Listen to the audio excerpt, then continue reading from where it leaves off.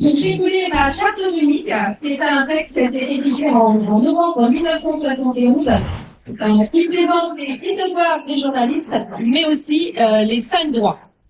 Parce qu'ils ont des devoirs, mais ils ont aussi des droits. Alors, je vais commencer par les 10 devoirs. Respecter la vérité, quelles qu'en puissent être les conséquences pour lui-même, et ce, en raison du droit que le public a de connaître la vérité.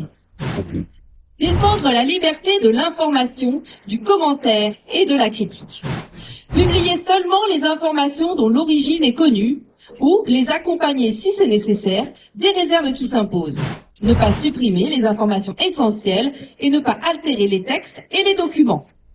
Ne pas user de méthodes déloyales pour obtenir des informations, des photographies et des documents. S'obliger à respecter la vie privée des personnes.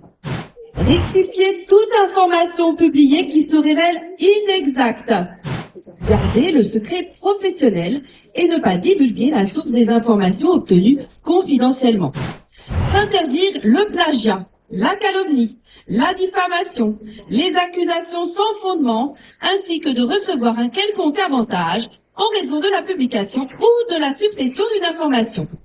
Ne jamais confondre le métier du journaliste avec celui du publicitaire ou du propagandiste. N'accepter aucune consigne, directe ou indirecte, des annonceurs. Refuser toute pression et n'accepter de directives rédactionnelles que des responsables de la rédaction. Donc voilà, je viens de vous lire les devoirs. Maintenant, nous allons passer aux 5 droits des journalistes. Donc les journalistes revendiquent le libre accès à toutes les sources d'information et le droit d'enquêter librement sur tous les faits qui conditionnent la vie publique. Le secret des affaires publiques ou privées ne peut en ce cas être opposé aux journalistes que par exception en vertu de motifs clairement exprimés. Le journaliste a le droit de refuser toute subordination qui serait contraire à la ligne stratégique de l'entreprise telle qu'elle est déterminée par écrit dans son contrat d'engagement, de même que toute subordination qui ne serait pas clairement impliquée par cette ligne générale. Le journaliste ne peut être contraint à accomplir un acte professionnel ou à exprimer une opinion qui serait contraire à sa conviction ou sa conscience. L'équipe rédactionnelle doit être obligatoirement informée de toute décision importante de nature à affecter la vie de l'entreprise. Elle doit être au moins consultée avant décision définitive. Sur toute mesure intéressant la composition de la rédaction, par exemple embauche, licenciement, mutation et promotion de journalistes.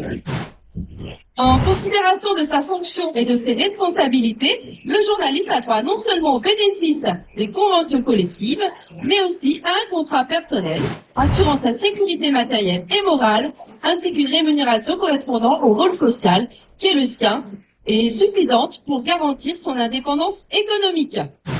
Voilà.